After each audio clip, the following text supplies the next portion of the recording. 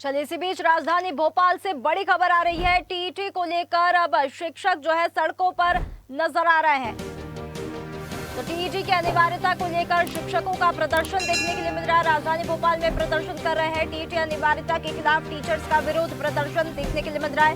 भेल दशहरा मैदान में हजारों की संख्या में टीचर्स एकजुट हो गए हैं। सरकार ने रिव्यू पिटीशन दाखिल की। टीचर्स की उम्मीद यहाँ पर बढ़ी है। प्रदेश भर के शिक्षक मुख्यमंत्री अनुरोध यात्रा के लिए एकत्रित हो गए हैं। प्रदर्शन में 50,000 से अधिक शिक्षकों की भागीदारी की संभावना यहाँ पर जताई गई है।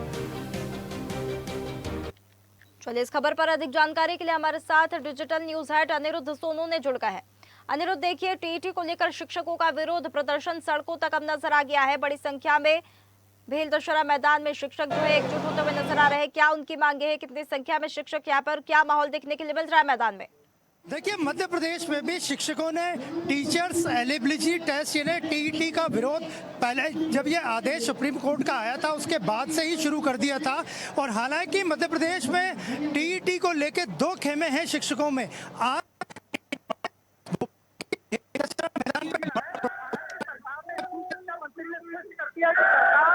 इस कोर्ट के फैसले के खिलाफ रिव्यू पिटीशन जारी कर देगा, लेकिन इसके बाद भी ये प्रदर्शन हो रहा है। और जेल दशहरा मैदान पर सुबह से टीचरों का मध्य प्रदेश से जुटना शुरू हो गया था। टीईटी से मध्य प्रदेश में 1,70,000 से ज्यादा टीचर प्रभावित हो रहे हैं। तो भेल दशहरा मैदान में सुबह से प्रदर्शन जारी है। भेल दशहरा मैदान में सुबह से ये प्रदर्शन जारी है, जिसमें हजारों शिक्षक भेल दशहरा मैदान पे इकट्ठा होकर अपना विरोध दर्ज करवा रहे हैं। बिल्कुल अनिरुद्ध, देखिए, अगर बात करें तो मामले में रिव्यू पिटीशन भी सरकार ने यहाँ पर दाखिल की है। शिक्षकों की यहाँ पर उम्मीदें क्या बढ़ती हुई नजर आ रही है?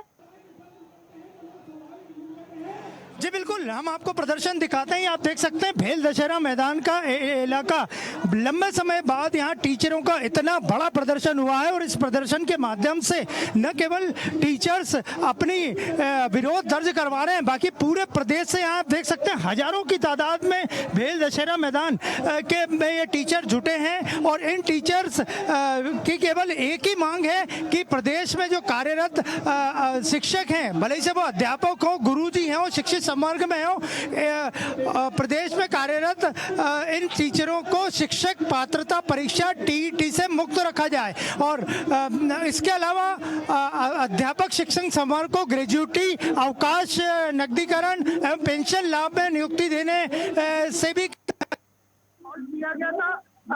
मध्य प्रदेश के 7 शिक्षकों के जो संगठन है उनके द्वारा। तो अब अंदाजा लगाया जा सकता है कि कितना बड़ा ये प्रदर्शन है। ये प्रदर्शन है। और इस प्रदर्शन के माध्यम से शिक्षक केवल एक जो चीज का बड़ा विरोध कर रहे हैं वो है शिक्षक पात्रता परीक्षा यानी टीईटी।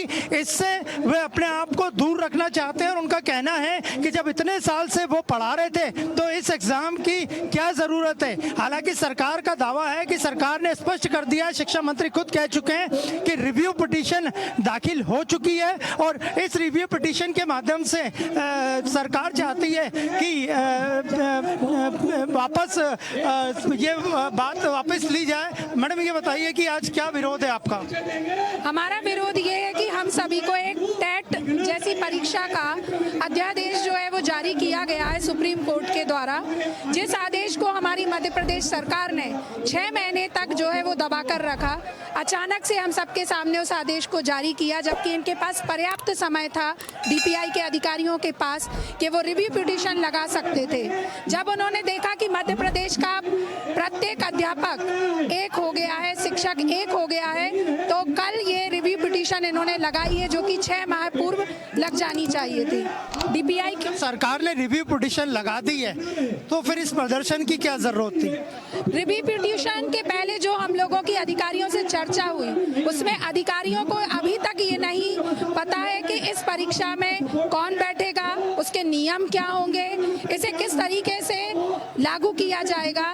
जबकि हम सबकी जो नियुक्तियां हैं, मध्य प्रदेश एक केवल और केवल एक लौता राज्य है जहां पर शिक्षकों की जो भर्तियां हुई हैं वो अलग अलग नामों से, अलग अलग नियमों के तहत हुई हैं। अगर हम बात करें तो 1998 का जो हमारा शिक्षा कर्मी है उसकी भी नियुक्ति सुप्रीम कोर्ट के आदेश के तहत हुई। 2000 से लेकर के 2001, 2 और 3 का जो है उसकी भी नियुक्तियां जो है वो सुप्रीम कोर्ट के आदेश के ही। मैडम, जब सुप्रीम कोर्ट के आदेश से नियुक्तियां हुई हैं तो सुप्रीम कोर्ट का आदेश आप क्यों नहीं मानते? टीईटी एग्जाम क्लियर करने में दिक्कत क्या है?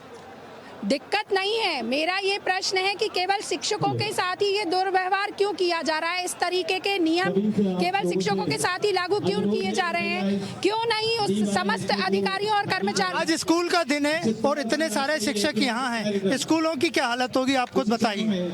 जब शिक्षकों को अन्य कामों में लगाया जा सकता है, जब उनको बीएलओ बनाया जा सकता है, उनको एसआईआर में लगाया जा सकता है, उनसे लैट्रिनों बाथरूमों की गणना कराई जा सकती है, पानी की टंकी साफ कराई जा सकती है, तो अपने हक और अधिकार की जब बात होगी तो शिक्षक यहीं दिखेगा। तो हम तो खुद ही कहते हैं शिक्षकों का अपमान करना बंद करो, उन्हें सड़कों पर लाना बंद करो, उनकी समस्याओं का समाधान करो, निराकरण करो। ऐसा माहौल मत बनाओ कि छोड़कर यहाँ। आखिरी सवाल, आज के प्रदर्शन के बाद क्या रहे? प्रदर्शन में ये आवाज जो है ये मुख्यमंत्री निवास तक ही नहीं, प्रधानमंत्री तक भी जाएगी। और यदि हमारी समस्याओं का निराकरण नहीं होगा तो ये जो आवाज है निरंतर और सतत जारी रहेगी। इसके स्वरूप बदल सकते हैं लेकिन आवाज बंद नहीं होगी। तो आपने देखा ये थी शिक्षकों की एक बड़ी नेता है। को निरस्त नहीं किया जाता है तो उनकी लड़ाई आगे भी स्कूलों से लेकर